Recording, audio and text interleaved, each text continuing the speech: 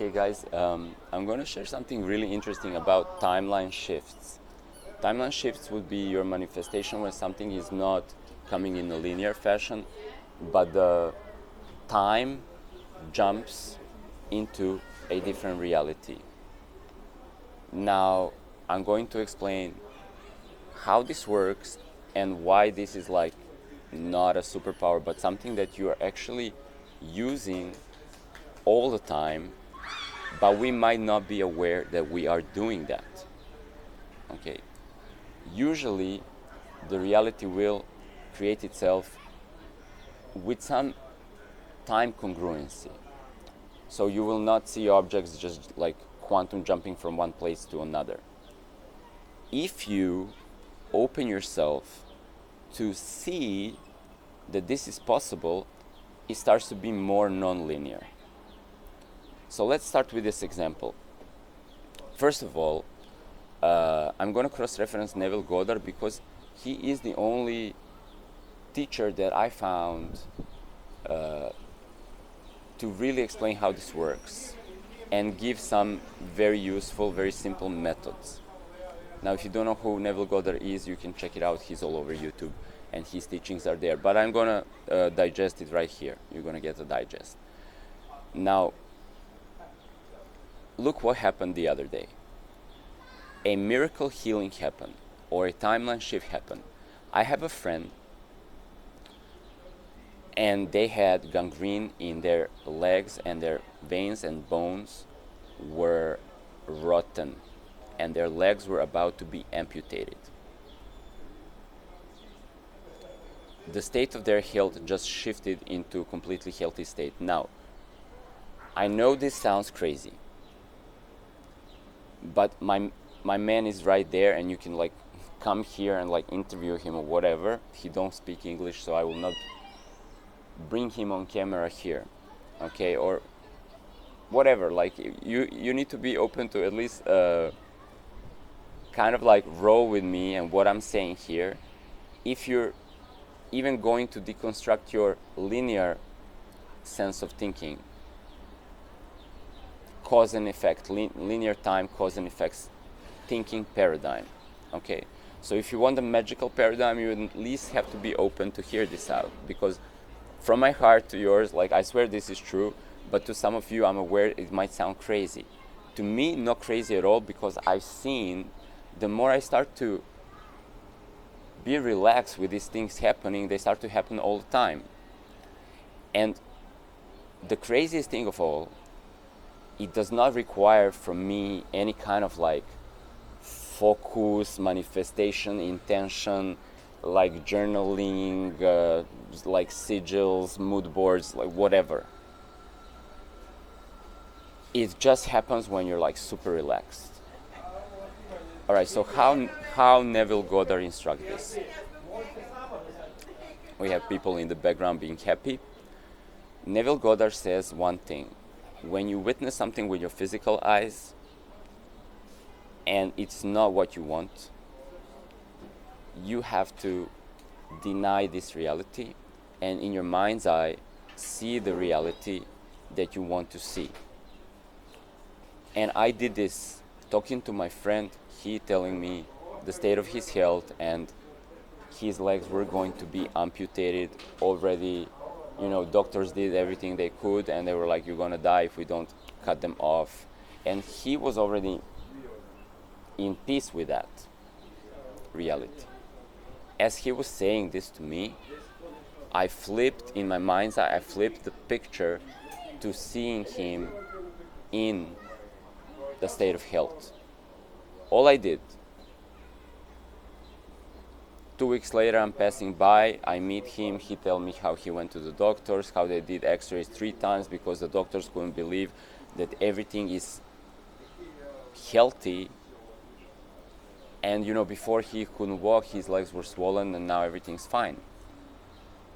I was very happy to hear this. Also, I was not very surprised because I see this type of timeline shift now all the time. For years I have been seeing it. And I'm going to tell you how you can see more of it. I'm going to deconstruct how it works in as simple manner that I can in this video. So bear with me. Now, first of all, power of the mind. And what Neville Goddard teaches is like too crazy, too simple. And the fact that you need to know is that the reality of the slides that you see, the future, the past, the choices that you're making in your mind is actually a higher dimension than the one that is physical, and it influences the physical one. And this is when Neville Goddard instructs us not to believe in something in the physical is informing us how things are, that we have the power to change that because we are creating from the mind into the matter.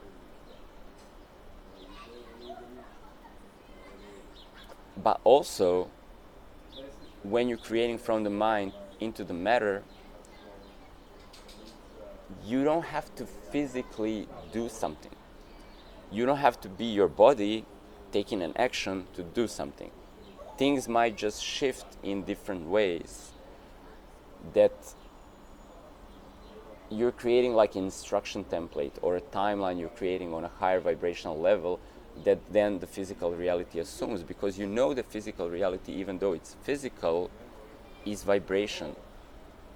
It's quantum. So here you're previewing the potentials and their multiple timeline arrangements, and then they, once you select them, they become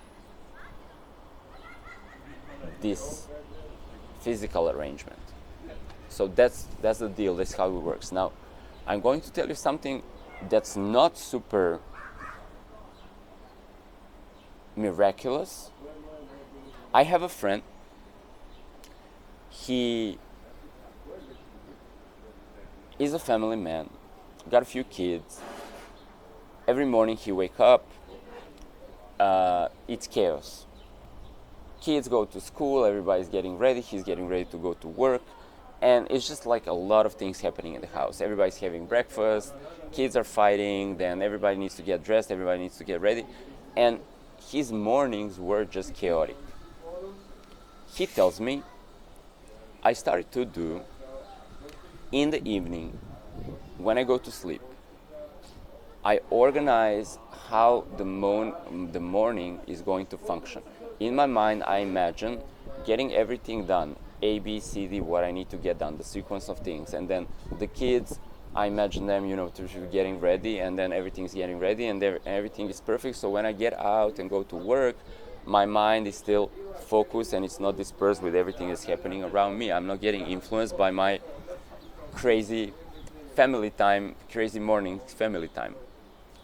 And he said, and then it works fine. I wake up and everything flows how I imagined it. So look at this. Power of the mind he is using to do something that's not super out of the ordinary. It's not like a miracle healing, or it's not like you manifested something that sounds ridiculous, like you just got like $2 million. Or whatever sounds out of the ordinary to you. He's using the power of the mind to do something very ordinary, but it still organizes the reality. And we all do this all the time. This is where I want to emphasize. We all think about whether I'm going to go later for a walk, or maybe to a shopping mall, or maybe sit down and have a coffee, or maybe go home and do some work. And you're previewing potential timelines, and then the detail you give to that image, you can see what you're going to be doing if you sit down and work, and you're going to plan that out to a degree, and then that's going to be your manifested timeline, and then you're going to physically be doing that later. So everybody's doing this all the time, but to us sometimes it don't occur that we can start to organize things that are out of the ordinary, out of our habitual way of thinking. Why did I get the idea that something like my friend's legs that were going to be amputated can be miraculously healed, because already previously I've dabbled in energy healing, meditation, all this stuff, and I've seen things work like this before. So it was not out of ordinary for me to imagine this. It was something that my mind could easily accept. Now, maybe I'm totally not able to actually organize my house life, family life, because it never occurred to me. You see, you're predisposed to believe something that has been in your experience before. So what I'm saying in this video, it's like a permission slip to you that you're already doing this timeline editing that's later going to become your experience, but maybe you're not giving yourself permission to nudge it into something that is way out of your expectation. And your expectation is a feedback loop or a habit. Your belief is a habit, because here's how it works. You are everything that you memorize, everything that you're thinking is what you believe and what you feel.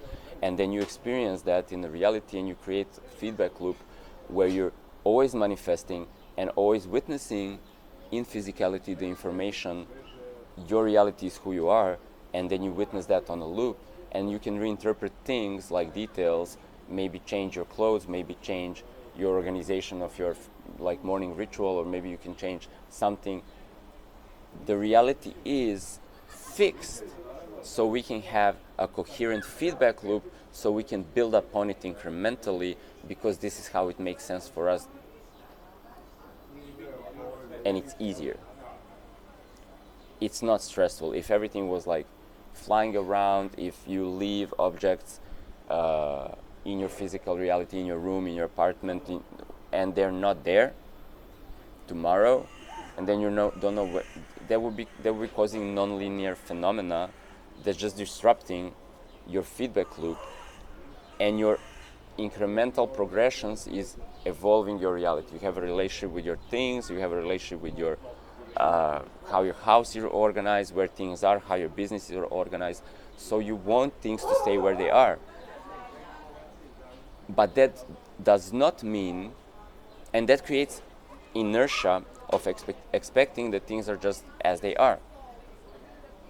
That doesn't mean that you can't create larger rearrangements in your mind that are going to take place even without you necessarily doing anything on a physical level. So swapping images of what you imagine your reality is, or what you witness your reality is, or what you witness this collective reality or co-creative reality is for others also, you can change that on the mental level. You can change your self-image, any aspect of your reality that you remember yourself to be, or any aspect of your reality that you remember how things are positioned in your physical expression of reality. Your home, your things, everything is a physical expression of what you have previously imagined, and it stays like that to have a coherent playground for you.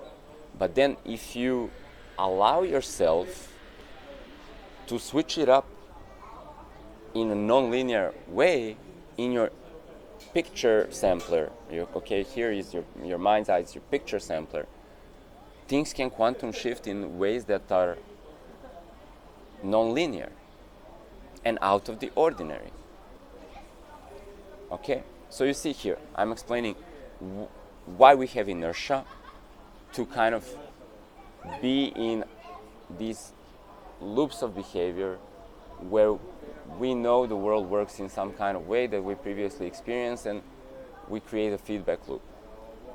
This is why in our habits they dictate our reality, and then somebody else might come who have a completely different outlook on life, and different things are possible for them. And this is where we can learn from one another, because everybody has a really unique reality. Even though we're in a shared reality, there are many parallel worlds, many individual timelines where people might be experiencing things that you might think are impossible. And that goes for food, diet, business, health, or just magic.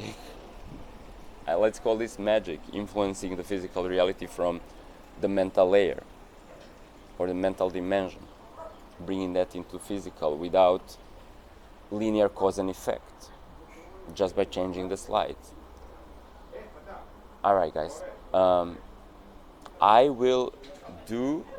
have a new community on Skool, and it's free. And also there are free calls that we will be doing 3 times a week or even every day. We're still figuring that out.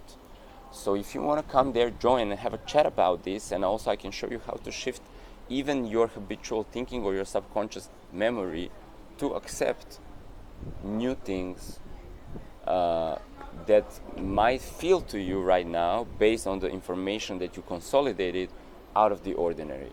So I can teach you how to make your subconscious accept something that is new and kind of like maybe doubtful, stressful, and out of the ordinary, and just normalize it. And you can also ask me a bunch of questions and we can troubleshoot. So the link will also be below this video, and come and join me and we can have chats and have fun. Thank you. I'll see you everywhere.